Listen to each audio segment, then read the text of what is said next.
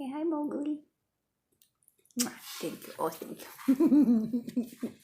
Okay, Mowgli and I. Oh, here comes Luna. Hi. Oh, there's Luna. Oh no, we didn't mean to leave you out, but you're hard to fit on the lap. All right, gross. Are you good? Okay, we're gonna read. Hi, we're gonna read chapter. What are we on? 12 and 13. But you have to sit. I can't. Yeah, there we go. Oh, thank you so much. Chapter 12 is called Fastest Runner in 4th Grade. I think you're going to be the star of the show. I can't see. Here we go. If we're going to have a race, I said, we need some more runners. Like who? Darren said. Caitlin's fast, and so's Hector. Caitlin's out sick today, Darren announced. And who's Hector? I pointed at the new kid, and everyone turned to look at him. We don't need him, said Darren. This race is between you and me. Come on, Charlie, said Tommy. I know you can beat him. I told everyone you were going to race. Hi, Luna. Okay, I said. One race, but Hector races too. Hi, Luna. Thank you. Oh, all right. Here's the starting line, Tommy announced, setting down 2 rocks. You stand here, and I'll run down to the finish line.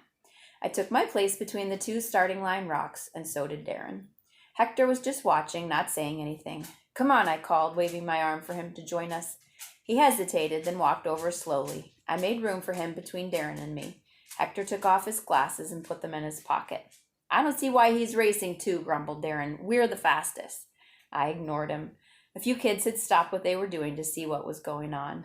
Now starting the race of the century, Tommy yelled in his sports announcer voice. He was standing at the far end of the blacktop. The championship race for the fastest runner in the 4th grade. More kids had gathered to watch. The 3 of us bent over, getting ready to take off. We were so close to each other that our elbows were touching. On your mark. Get set. Go! Tommy shouted. We took off. I ran as hard as I could, pumping my arms up and down, trying to go even faster. Some kids were cheering for Darren. Some were cheering for me.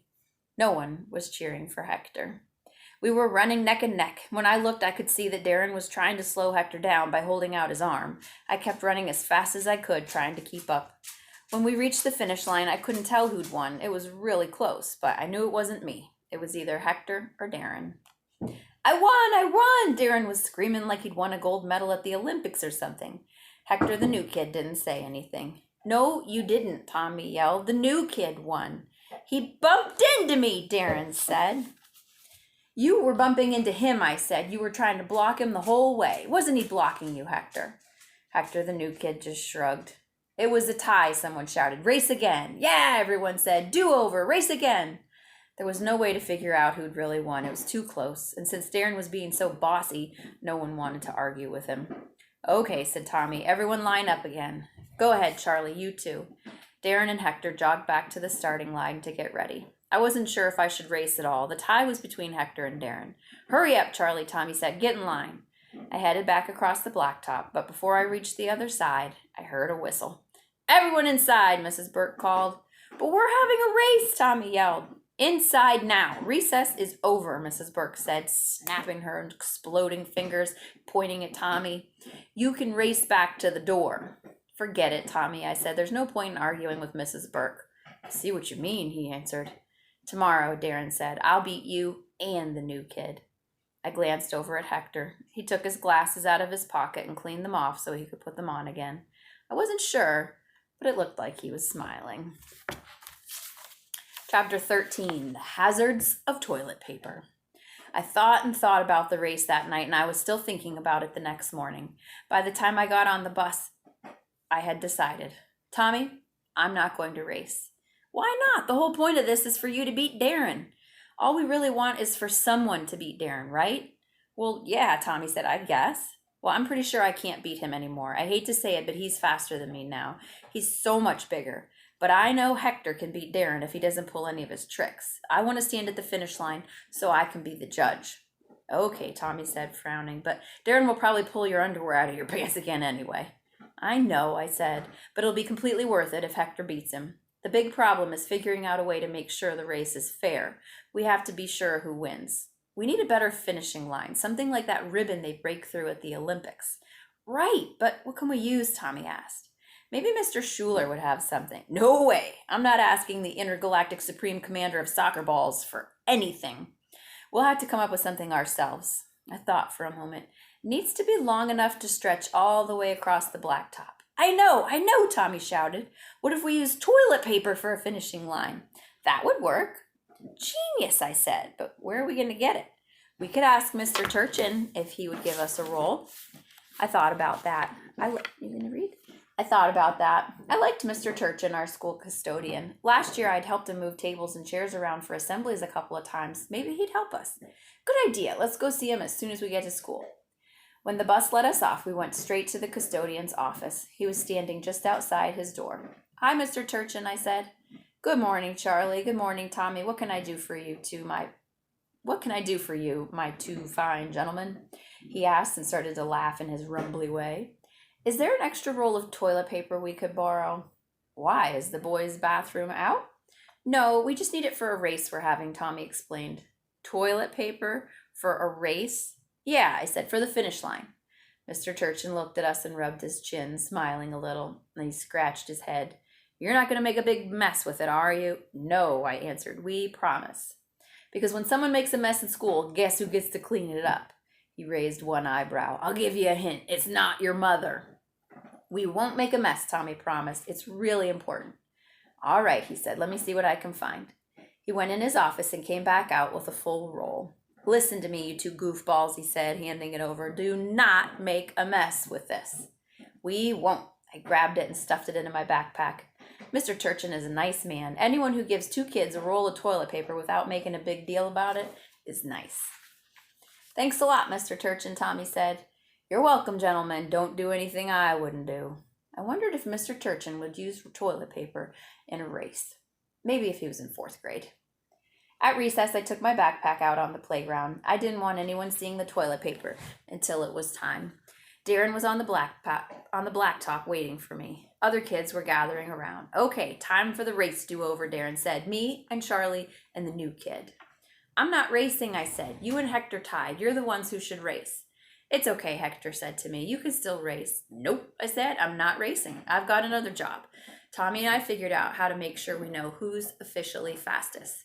I reached into my backpack and pulled out the toilet paper. The first one to break through the toilet paper at the finish line wins. Everybody started hooting and clapping. Tommy went to the starting line. I walked over to Hector. Don't stand too close to Darren at the start, I told him, so he doesn't push you. I wanted to make sure that Darren didn't cheat. Hector smiled and nodded. He took off his glasses, rubbed them with his shirt, and put them in his pocket. I ran down the blacktop with the toilet paper with a few kids trailing after me. When I got to the place for the finish, I realized I needed someone to hold the other end. Can someone help me? I called to the kids who were with me. I'll do it, Charlie, Alex McLeod yelled out. I can do it. He was jumping around like someone had built a campfire in his pants. All right, I said, but be careful. Okay, he said. I mean it, I said. You'll have to stand still. Okay, I promised. And we can't make a mess, I said. It's Mr. Turchin's toilet paper. Alex was hopping all over the place, grabbing for the toilet paper. I let him hold on to the roll, then I very slowly pulled on the loose end. Be really careful, I warned him again, or it'll break. We unrolled the paper across the finish line and held it up as straight as we could. By now it seemed like the whole 4th grade was watching. Okay, I yelled to Tommy, we're ready. Darren and Hector, the new kid, lined up at the far end of the blacktop. Runners, on your marks, Tommy shouted in his Olympic announcer voice. Ready, set, go! Darren and Hector, the new kid, ran as hard as they could. Everybody was yelling. I yelled extra loud for Hector, since I was worried that no one would cheer for him. But some of the kids from our class were cheering for him too. Go, Hector, they screamed. Even a few boys from Tommy's class were cheering for Hector. As the runners came closer and closer to the snip of toilet paper, I knew who was going to win. Darren was big and fast. Hector was small, but he was faster, a lot faster. It made me wonder if he'd been running as fast as he could the day before. It wasn't even close. Hector won by a mile. When he broke through the toilet paper, everyone was going. All right, we're back from the barking fit. They all surrounded Hector. Kids were patting him on the shoulder and back and yelling and hitting him on the head. Right then I knew he wasn't Hector the new kid anymore. From now on, he was just Hector, the fastest kid in 4th grade. It made me smile. Hector, Hector, Hector! Everyone was chanting and jumping up and down, especially Crazy Legs Alex McLeod. He started running in circles, still holding the roll of toilet paper and shrieking. Somebody took hold of the loose end and pulled on it. It broke off, and another kid grabbed the trailing toilet paper. No, no, I shouted. I tried to catch up with Alex, who was now trotting around Hector. Everybody was still yelling and waving the toilet paper streamers. Stop it, I begged. No one listened.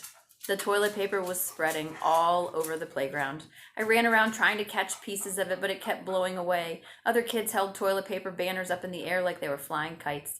I never knew there was so much toilet paper on one roll. It seemed like it could stretch from here to China, or at least to Chile. That's when I heard the whistle. Mrs. Burke blew it long and loud and close. Everyone stopped, even Alex McLeod. He was holding an empty toilet paper roll. You never would have known he started it. Ribbons of toilet paper were all over the blacktop. Some of them were drifting around like fall leaves on a windy day. Where did all this toilet paper come from? Mrs. Burke asked, snatching a wad of paper as it drifted past her. She really sounded angry, angrier than when I pulled the pictures down. Kids looked at each other. Most of them had no idea where it had come from. It looked like Hector could get in the most trouble. Alex had wrapped him up in toilet paper like a cocoon, and Hector was still pulling it off of his arms and legs. It's mine, I said. Mrs. Burke turned to me, her eyebrows scrunched down. Where did you get it? I didn't really want to answer, but she kept standing there, squeezing the ball of toilet paper in her hands. I was sure she could wait longer than I could. Mr. Turchin gave it to me for our race, I said. We weren't going to make a mess, we promised, but Hector won, Tommy said before I could finish. It was Charlie's idea, Mrs. Burke. He was the one who got Hector to race. The kids started yelling again. Mrs. Burke blew her whistle again. Please clean up the paper. Everybody ran around and picked up the toilet paper and handed all the scraps to Mrs. Burke. She held them for a moment like she didn't know what to do with them. Then she looked at me. Everyone but Charlie can go inside, she said. When the others headed back toward the school, Tommy didn't move. He stood there for a minute, waiting to see what would happen. Everybody, Mrs. Burke said, giving Tommy a serious look. Tommy gulped and followed her orders. Mrs. Burke dumped the bundle into my arms. Limp toilet paper streamed everywhere. That's when the first graders came out for recess. Look, it's my brother Charlie, I heard the squid scream. Hey, Charlie, where'd you get all that toilet paper? The other little kids went into hysterics. Say the words toilet paper, and first graders all wet their pants laughing at the same time. Mrs. Burke grabbed my arm. Her long fingers had the grip of a monster wrench. She started inside, dragging me with her. Bits of toilet paper trailed along behind me. Charlie, she asked, was that a very good decision? Trick question. No good answer. I shook my head. We needed a finish line, I said. What? We need a finish line, I said. What am I going to do with you, she asked. Maybe I should just wrap you up with this toilet paper and bury you like a mummy. I knew it! She wanted to bury me like a pharaoh from ancient Egypt. I didn't say anything until we were almost back to our classroom. Hector was really fast, I told her. We didn't even need a finish line to see who won. She looked at me very closely and screwed up her mouth to one side. She was probably trying to figure out where to bury me. I know all about you, Charlie Bumpers, she said, shaking her head. We dumped all the toilet paper in the big garbage can by the door. I think if Mrs. Burke could have, she would have stuck me in there too. Then Mr. Turchin could have taken me away with the rest of the trash. We walked back into the classroom without another word. Everybody watched in silence as I went to my desk. Samantha Grunsky frowned at me like I was the lowliest worm on the planet. When I sat down, Hector whispered, "Are you okay?" I nodded. There was no use trying to explain to Hector how I felt. He was a nice kid and a fast runner, but he never made messes. He never got in trouble. I didn't talk to anyone the rest of the day. I didn't raise my hand to answer questions. I didn't make any jokes. I did all my work. I was a good student. I thought about being wrapped up like a mummy in toilet paper. At least mummies don't get into trouble, especially if they don't have Mrs. Burke, Teacher of the Year. And we will see you again in chapter 14. Right, Mowgli? We're going to say goodbye. Say bye-bye.